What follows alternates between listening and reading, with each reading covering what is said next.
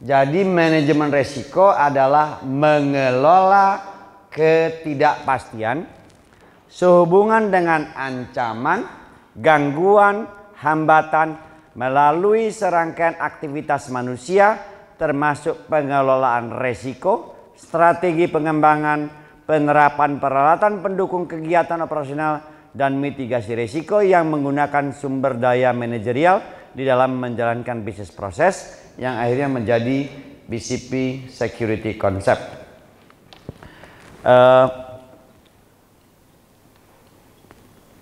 Risk management itu banyak ya Pak. Ada risk management di finance, ada risk management di human resources, ada risk management di segala macam ada. Nah dalam konteks hari ini kita bicara risk management sesuai dengan bidang kita ya. Jadi biar kita nggak blur. Mungkin ada bapak-bapak yang udah pernah belajar risk management, general risk management, beda pastinya dengan risk management kita yang skopnya industrial security.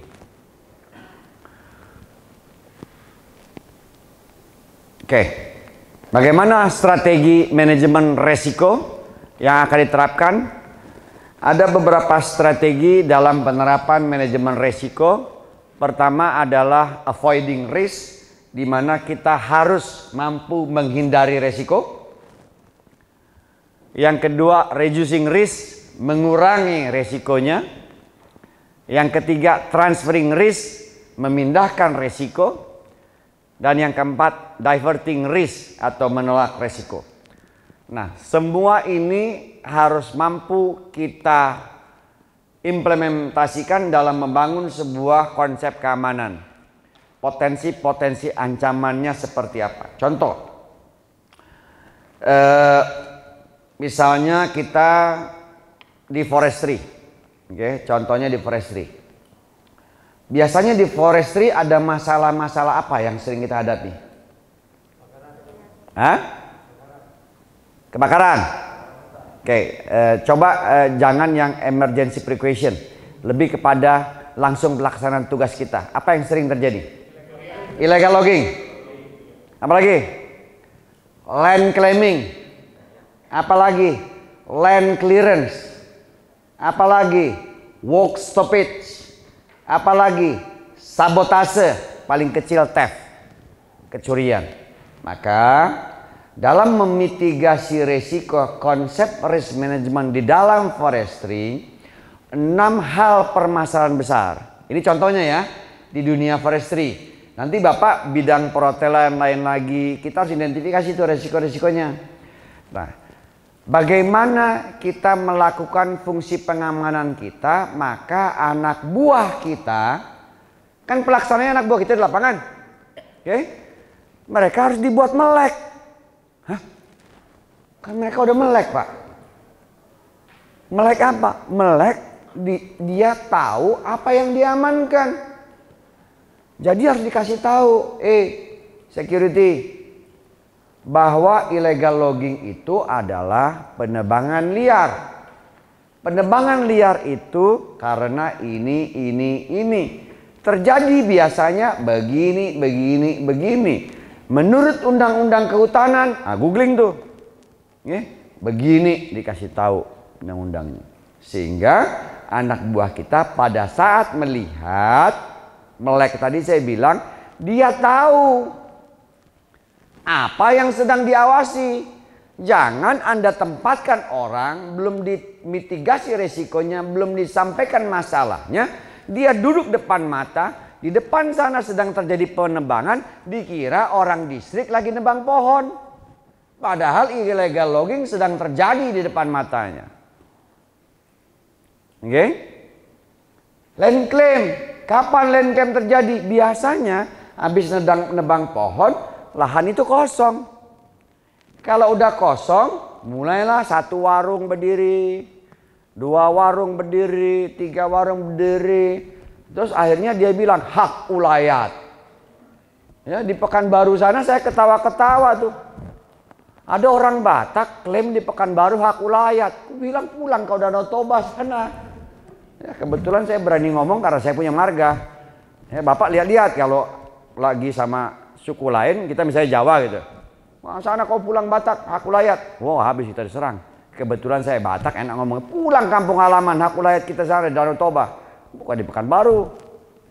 Ya, itu klaimnya seperti itu. Sehingga bagaimana kita memitigasi risiko? Katakanlah penebangannya bukan liar. Memang sudah rencana kerja tahunan nebang. Kosong lahannya. Apa yang kita lakukan? Kita bikin posmanda. Tahu posmanda?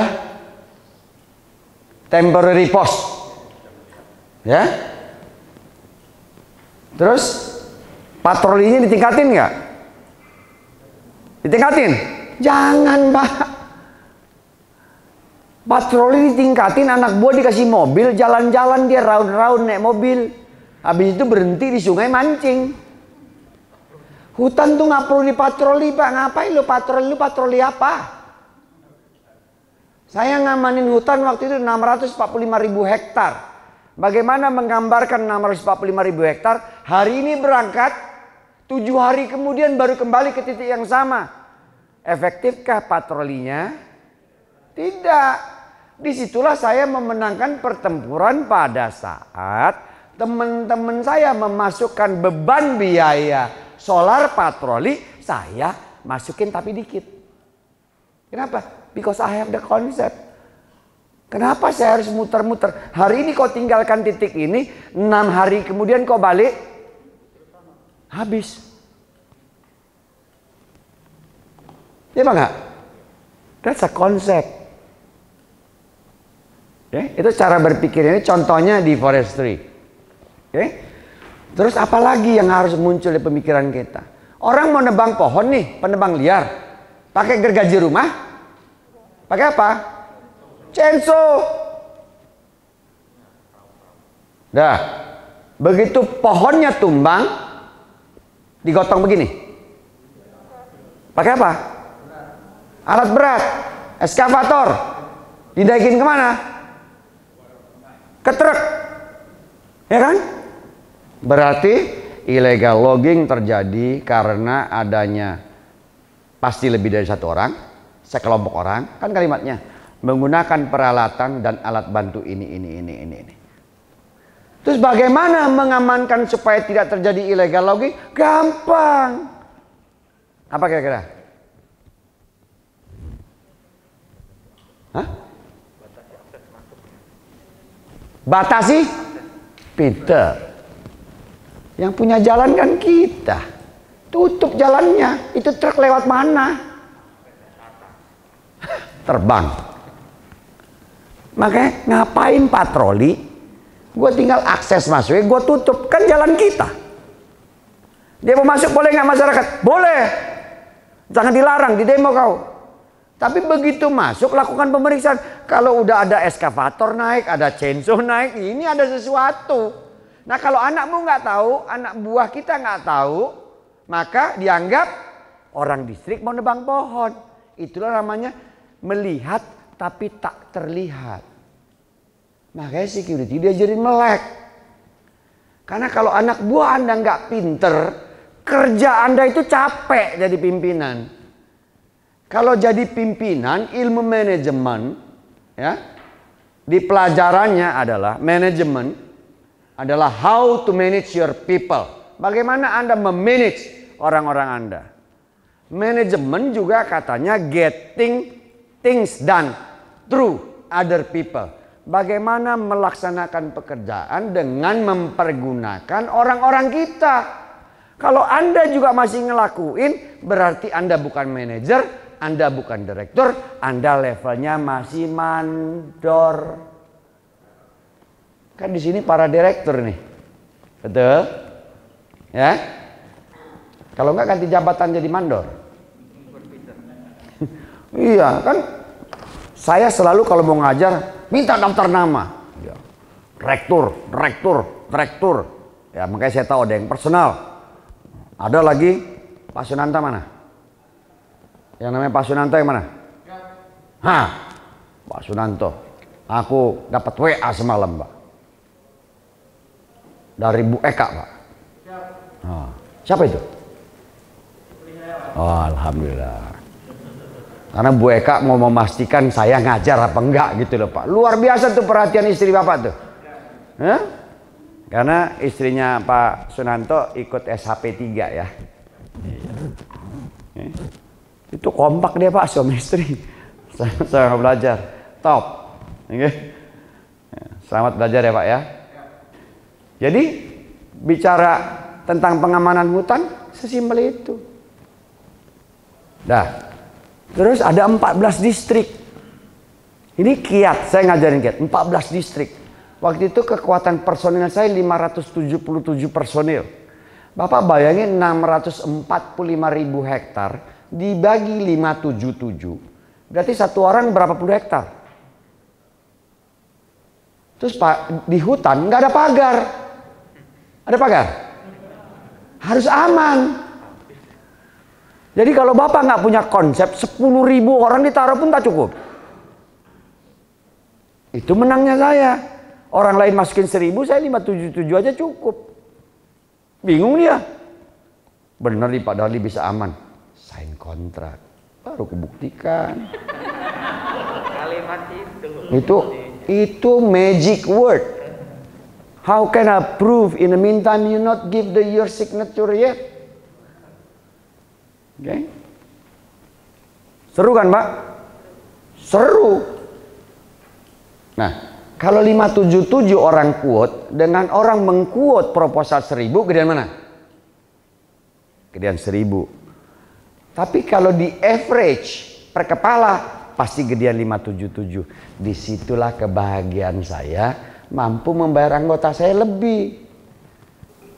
Apalagi, tadi saya bilang ada 14 distrik. Berarti ada mob and demob, mobilization and demobilization pada saat naik dan turun dinas. Betul? Kan tempatnya jauh-jauh. Oke? Sekarang pertanyaannya saya lempar.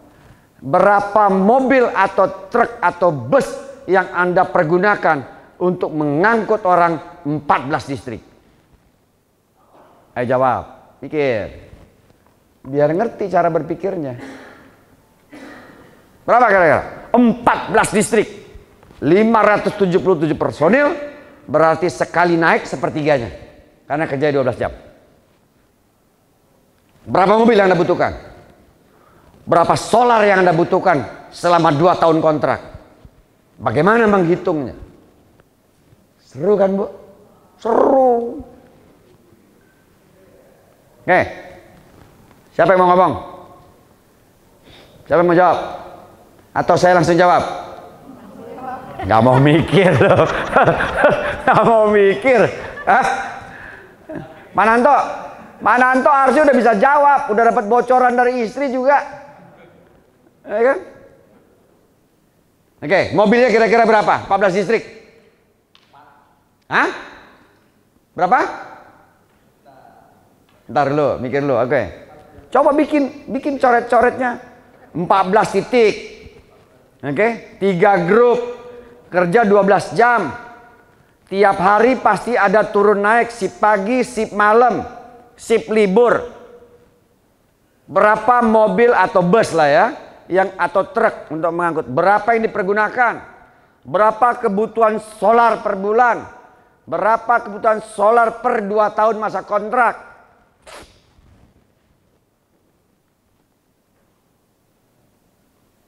Berapa kira-kira? Nggak berani ya? Nggak berani ngomong angka karena pasti saya bilang, angkamu dari mana? Turun dari langit.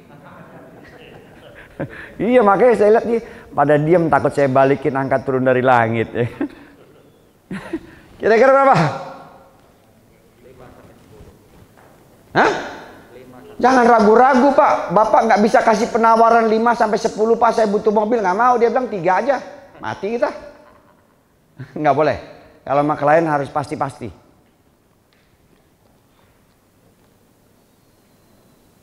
Berapa Bu? Lagi ngitung sudah. 645.000 hektar pasti tersebar Pak. Kan saya udah bilang tadi 645.000 hektar. Betul kan? Pasti tersebar. Orang baliknya lagi Pak kalau patroli seminggu kemudian. Nah itu gambarannya. Moga digambarkan. Biar cost and benefitnya tadi, costnya lebih kecil dari benefitnya. Benefitnya harus lebih besar dari cost. Value of money yang klien keluarkan harus lebih besar dari nilai biaya yang dikeluarkan. That's risk management. Besok Bapak jualan enak. Mau tahu untungnya? Saya nggak ada rahasia-rahasia Mas ya. Saya 2 tahun pegang kontrak, mau tahu saya bikin untung berapa gross profit? Mau? 18 miliar. Makanya punya Harley 4. Lo ya mohon maaf, lillahi ta'ala, kalau saya lagi ngomong kayak gini, lillahi ta'ala maafkan aku ya Allah, tidak bermaksud menyombongkan diri, tapi peluang itu banyak dan saya cerita kepada rekan sejawat saya semua, peluangnya banyak. Dan jadi pebisnis BUJP, mohon maaf kalimat saya, jangan melacurkan diri. Jangan lacurkan dirimu. Untuk apa? Belanda udah lama pergi, jangan eksploitong the long parlong terus itu. Ya, mohon maaf ya, kalimat saya jangan ada yang tersinggung ya. Biar kita merubah. Kalau kemarin kan nggak tahu, sekarang kan dikasih tahu. Karena kalau saya nggak kasih tahu saya dosa. Nah terbaliknya, saya udah kasih tahu, Bapak nggak lakuin sama Ibu, dosa. Seru kan? Tapi pada akhirnya industri kita harus hidup dan bergerak nggak? Harus. Jangan bicara cuman physical security tok, udah nggak model. Itu sama dengan manpower supply. Katanya security tidak mau disamakan dengan buruh. Betul kan? Kita maunya katanya jadi profesi yang profesional. Berapa mobil Bu? 5. Kenapa 5? Nah, kan seru nih. Bagaimana cara ngaturnya 5? Tempatnya 14 loh. Mobil itu kalau jalan dari ke ujung 7 hari loh. Kan itu menjadi parameter untuk angka. Oke. Saya langsung gambarin aja ya. 5 masih kurang tepat. Waktu itu yang saya lakukan adalah 6 kendaraan. Loh kan 14 Pak, naik turunnya dibedain. Seminggu ada 7 hari, betul? Waktu start, maka mereka masuk, kalau start kan bersama nih semua.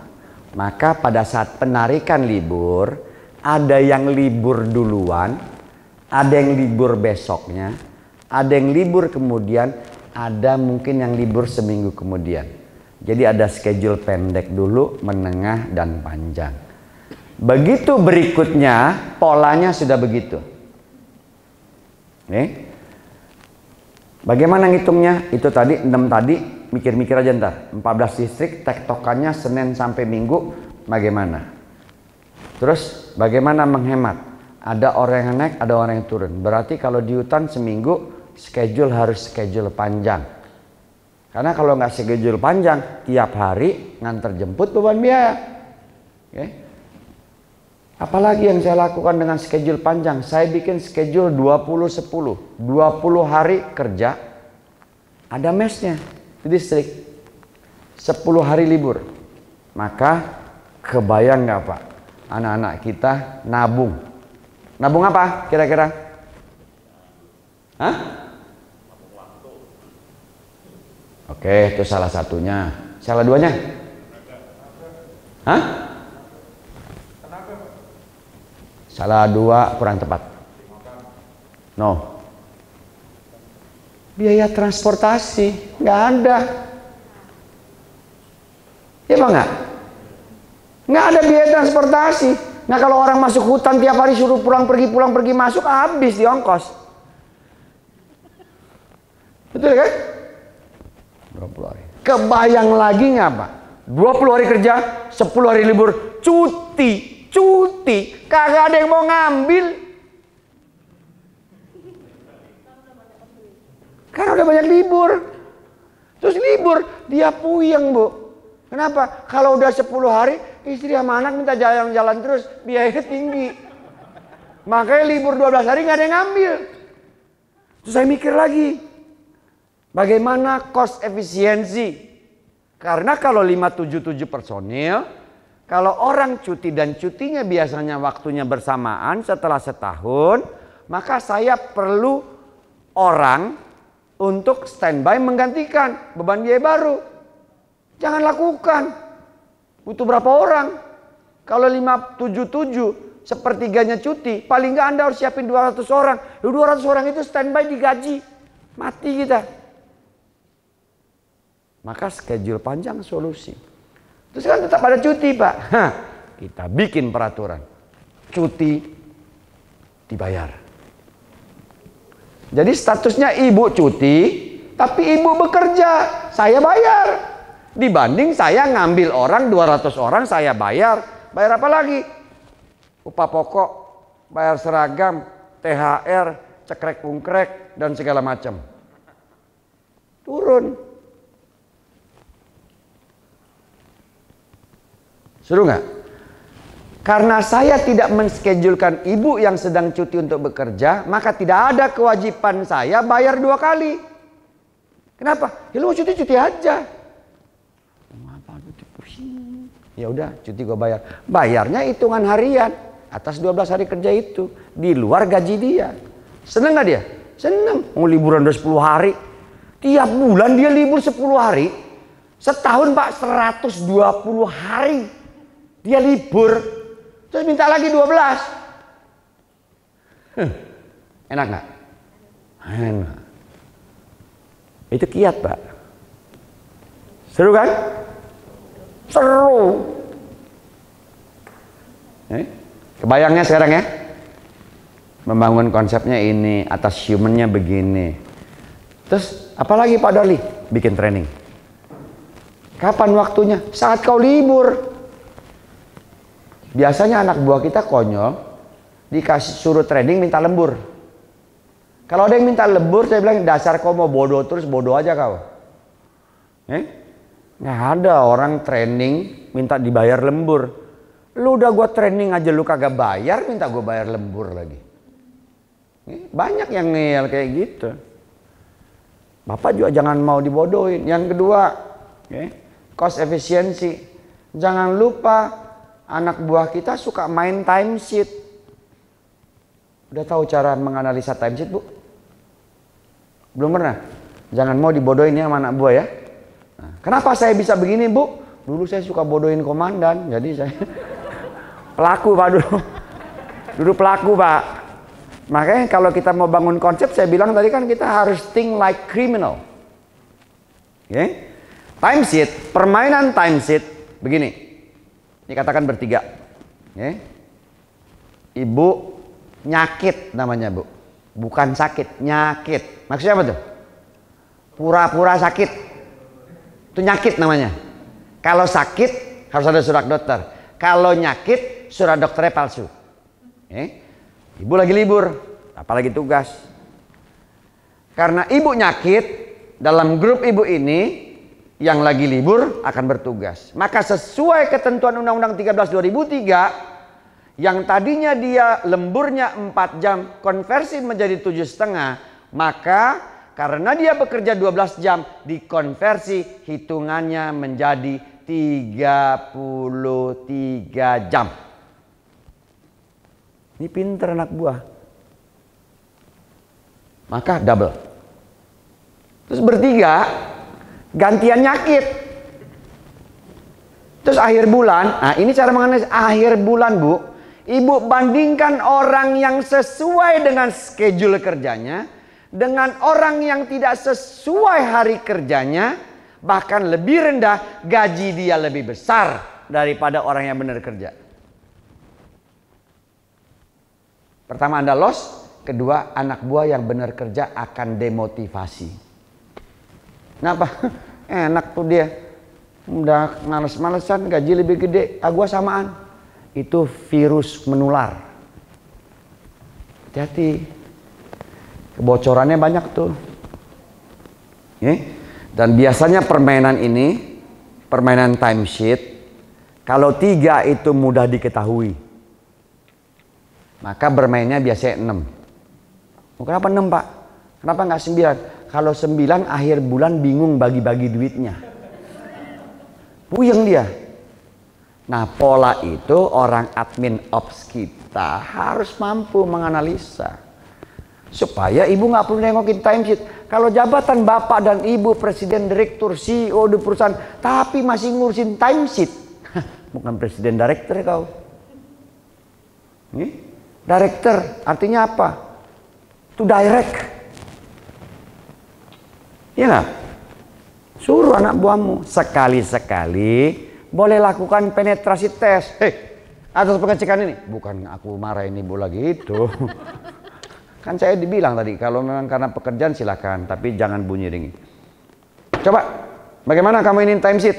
Dipenetrasi anak buahnya, jangan dibiarin. Oh, udah benar. Jadi timbul keyakinan kita, udah benar. Gak usah dipusikin lagi. Anak buah kita di lapangan juga lakukan penetrasi. Tadi saya bilang ada pos order, kita datang ke pos tanya, Dek, ini pos apa namanya? Oh, pos entrance gate, Pak. Apa tugasmu di pos ini? Ya, jaga-jaga aja lah, Pak. Kalau ada orang, ambil jatah. Jadi jangan dibiarin. Oke? Jadi kebayang tadi tentang pengamanan utang, bagaimana melakukan cost efisiensi, cost analysis, cost and benefit analysis, hal-hal yang sering terjadi di hutang, bagaimana menekan tingkat beban biaya. Disitulah yang menunjukkan bedanya kita dengan orang yang proposal yang lain. Oke? Kebayang? Kalau enggak kan ngitungin mobilnya 14 distrik, 14 mobil. Tiap hari mobil. Terus bagaimana caranya?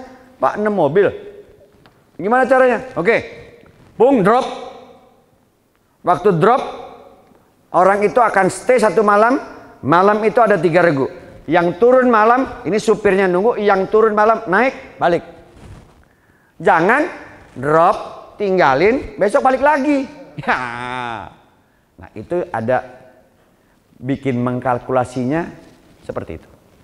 Oke, jadi sampai tentang contoh hutan, jelas?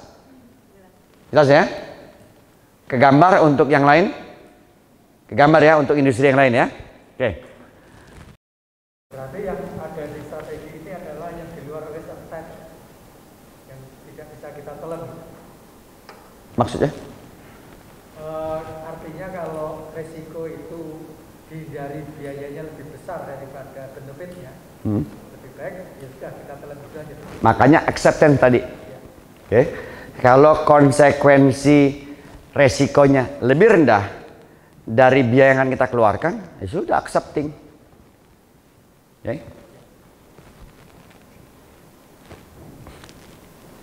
Ini yang Bapak sebut tadi, menerima resiko. Udah suka nggak suka, seneng nggak seneng, mau nggak mau, telan. Apa itu tadi? Ya tadi itu antara biaya yang kita mengeluarkan atau investasi yang kita lakukan dengan konsekuensi resiko biayanya rendah, forget it, karena loss pasti akan selalu ada. Oke? Dan there is no absolute security. Nggak ada security yang absolut harus begini. Di situ seninya kita bermain. Oke?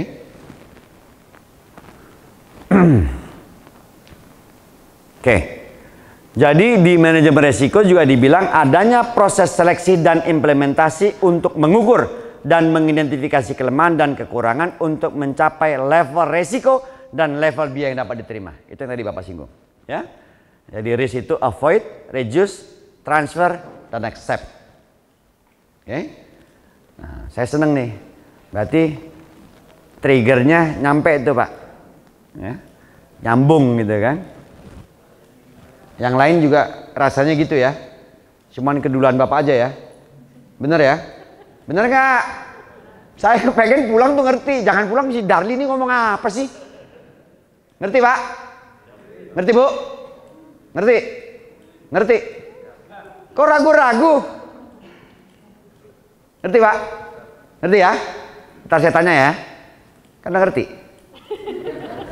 Canda Pak. Jangan dimasukin hati. Don't worry. Okay. Nanti kita ada studi kasus. Kita bikin kelompok sana berapa kelompok nih? 1 CYA. Apa itu CYA? Save your own air. Tingkat pencapaian keberhasilan sesuai dengan job scope atau job desk setiap orang itu di kantor harus dibuang.